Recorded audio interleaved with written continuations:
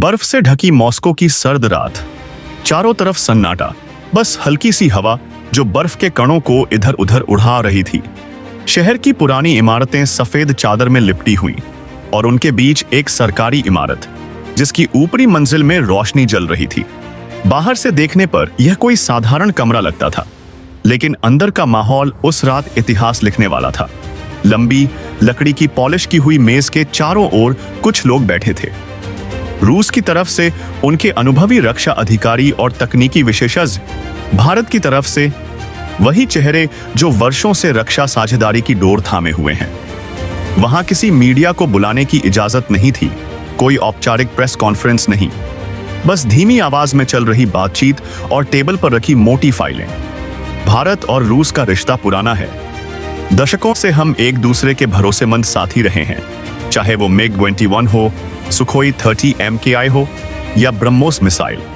लेकिन यह रिश्ता सिर्फ दृढ़ हथियारों का नहीं था, यह भरोसे, तकनीकी साझेदारी और कूटनीतिक समर्थन का रिश्ता था। शीत युद्ध के दौर में भी जब दुनिया के कई देश अपने अपने खेमों में बांट चुके थे, भारत और रूस ने एक दूसरे को खास जगह दी। लेकिन इस रिश्ते ने कई बार चुनौतियां भी देखी हैं। एक वक्त था जब दोनों ने मिलकर 5th जनरेशन फाइटर एयरक्राफ्ट पर काम शुरू किया। उस समय कहा जा रहा था कि यह विमान भारत की वायुसेना का भविष्य होगा, मगर 2018 में भारत ने यह परियोजना छोड़ दी। वजह साफ थी, तकनीकी पारदर्शिता की कमी, अपेक्षित परफॉर्मेंस न मिलना और लागत में बढ़ोतरी।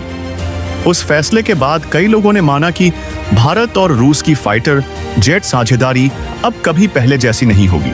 लेकिन वक्त बदलता है और बदलते वक्त के साथ बदलती हैं जरूरतें। भारत की वायुसेना के पास आज 31 स्क्वाड्रन है, जबकि जरूरत 42 की है। पुराने MiG-21 अब रिटायर हो रहे हैं और आसमान में चीन के J-20 और पाकिस्तान के नए सौदों का साया बढ़ रहा है।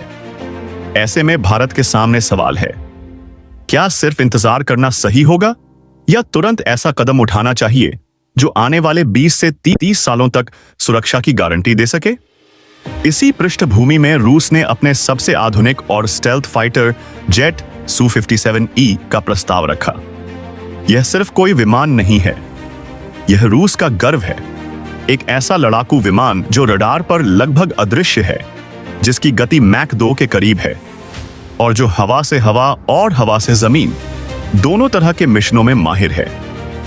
इसमें लगे उन्नत सेंसर, इलेक्ट्रॉनिक वॉरफेयर सिस्टम और हथियार क्षमता इसे दुनिया के सबसे घातक विमानों में शामिल करते हैं। लेकिन इस बार रूस ने कुछ अलग किया।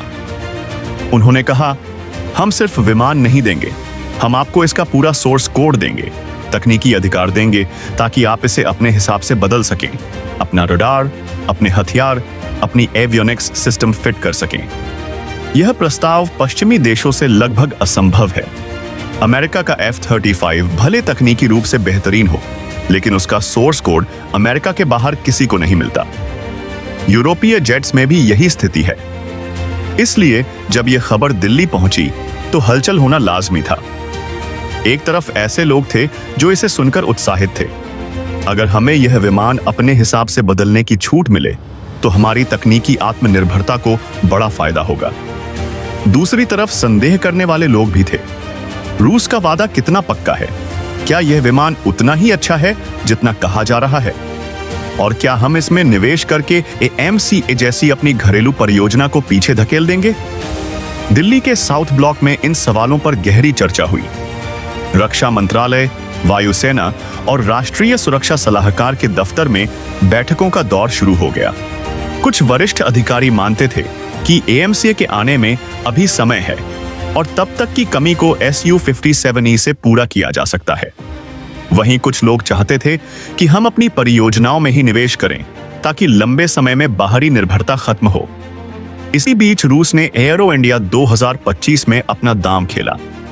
एयर शो में Su-57E का मॉडल और वीडियो डेमोन्स्ट्रेशन दिखाया गया। मंच पर खड़े रूसी अधिकारियों ने इसे इंडिया स्पेसिफिक कॉन्फ़िगरेशन बताया, जिसमें भारतीय AESA रडार, अस्त्रा और रुद्रम जैसी मिसाइलों का इंटीग्रेशन संभव है। साथ ही उन्होंने एक डुअल पैकेज की पेशकश भी की, Su-57E के साथ कुछ Su-35OM जेट्स, ताकि जल्दी डिलीवरी हो और ट्रेनिंग में आसानी हो।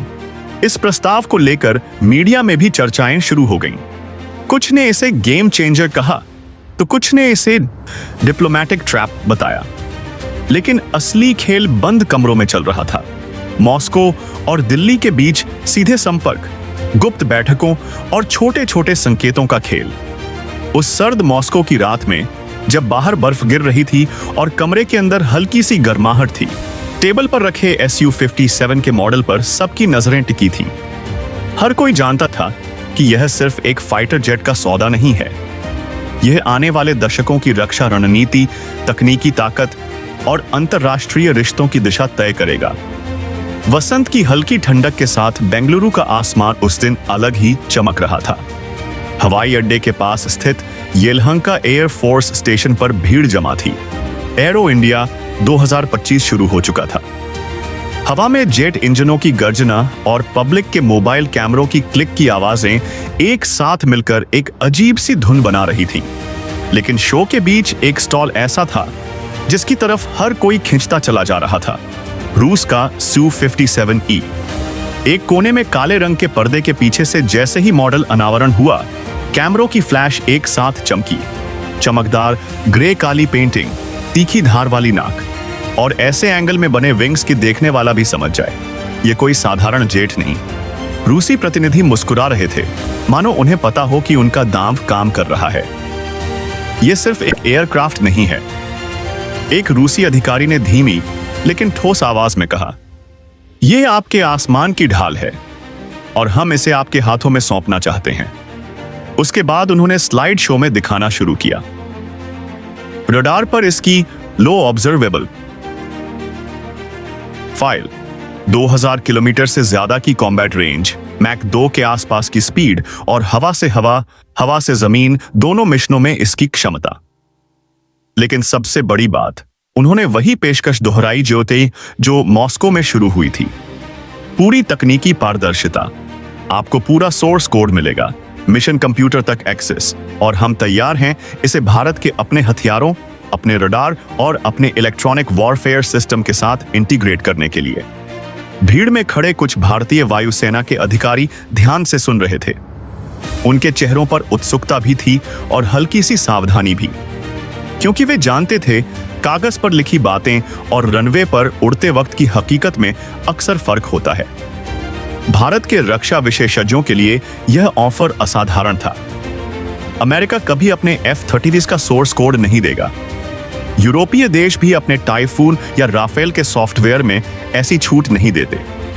रूस का यह कदम न सिर्फ तकनीकी बल्कि राजनीतिक रूप से भी एक ट्रस्ट जेस्चर था, एक संकेत कि वे भारत को महज ग्राहक नहीं बल्कि साझेदार मानते हैं। एरो इंडिया के उसी दिन मीडिया गलियारों में खबर फैली कि रूस डुअल पैकेज भी ऑफर कर रहा है, Su-57E के साथ Su-35M।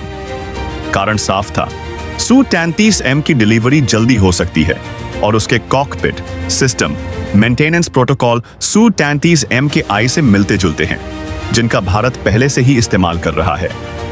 इससे पायलट ट्रेनिंग तेज होगी और लॉजिस्टिक लागत भी कम आएगी। लेकिन दिल्ली में माहौल उतना सीधा नहीं था। एक तरफ एयरफोर्स चाहती थी कि MRFA multi role fighter aircraft project के तहत 114 फाइटर खरीदे जाएंगे, जिसमें Su-30E एक विकल्प हो सकता है। दूसरी तरफ DRDO और AD एरोनॉटिकल डेवलपमेंट एजेंसी चाहती थी कि पूरा ध्यान AMCA पर रहे, ताकि 8 से 10 साल में भारत का अपना 5वीं जनरेशन फाइटर आसमान में हो। इसी बहस के बीच राष्ट्रीय सुरक्षा सलाहकार अजित डोभाल और विदेश मंत्री एस जयशंकर मॉस्को पहुंचे। आधिकारिक बयान में यह यात्रा कई मुद्दों पर थी, ऊर्जा, व्यापार, रक्षा, लेकिन असल में बंद दरवाजों के पीछे Su-57 की चर्चा गहराई में जा रही थी। रूसी पक्ष ने फिर से वही वादा दोहराया, सोर्स कोड, तकनीकी अधिकार और लंबे समय तक चलने वाली साझेदारी। उन बैठकों का माहौल अलग था। न कोई कैमरा, न प्रेस, सिर्फ बड़े नक्शे, कॉफी के कप और दो देशों की रक्षा रणनीति के बीच बहस। रूसी अधिकारी बताते, देखिए, F-35 आपको सिर्फ उड़ाने देगा, उसमें बदलाव करने नहीं। हमारे साथ आप उसे अपने हिसाब से बदल सकते हैं। हम आपको केवल एक विमान नहीं बल्कि उसका दिमाग दे रहे हैं। भारतीय अधिकारी जवाब देते, यह सब ठीक है, लेकिन हमें भरोसा चाहिए कि इंजन, सेंसर और स्टील्थ परफॉर्मेंस युद्ध स्तर पर सही निकले, और हम चाहते हैं कि इसमें हमारा AESA रडार और हथियार हों। इस पर रूसी टीम थोड़ी चुप हो जाती, क्योंकि यह उनकी टेक्नोलॉजी पर सीधा सवाल था। इस पूरी कहानी में एक और परत थी, जियोपॉलिटिक्स। अमेरिका भारत को F-टैंक्स ऑफर करने में झिझक रहा था, क्योंकि इससे पाकिस्तान या कुछ अन्य देशों के साथ तनाव बढ़ सकता था। यूरोपीय विकल्प महंगे थे और टेक ट्रांसफर में सीमित। रूस, जो पहले से ही भारत को S-400 दे चुका था, इस मौके को हथियाना चाहता था। एक तरह से यह एक ट्रस्ट टेस्ट था और भारत उसका केंद्र बिंदु। एरो इंडिया के बाद से माहौल में एक अजीब सी बेचैनी थी। कुछ लोग कह रहे थे कि अगर भारत ने यह सौदा कर लिया तो आने वाले 20 सालों के लिए वायुसेना के पास एक ऐसा प्लेटफॉर्म होगा जिसे समय समय पर अपग्रेड किया जा सकता है। कुछ का मानना था कि यह कदम AMCA को धीमा कर देगा और बाहरी निर्भरता बढ़ा देगा।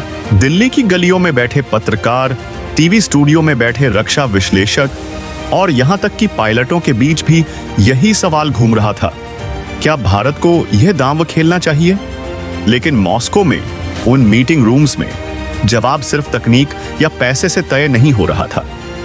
वहां यह भी देखा जा रहा था कि आने वाले दशकों में भारत और रूस का रिश्ता किस दिशा में जाएगा। यह सौदा एक तरह से उस रिश्ते की अगली परीक्षा थी। शायद यही वजह थी कि उस सर्द शाम जब बैठक खत्म हुई और लोग बाहर निकले, तो किसी ने खुलकर यह नहीं कहा कि सौदा पक्का है या नहीं, लेकिन सब जानते थे खेल अभी जारी है और अगला कदम उतना ही बड़ा होगा जितना यह रास्ता आए। यह प्रस्ताव गिना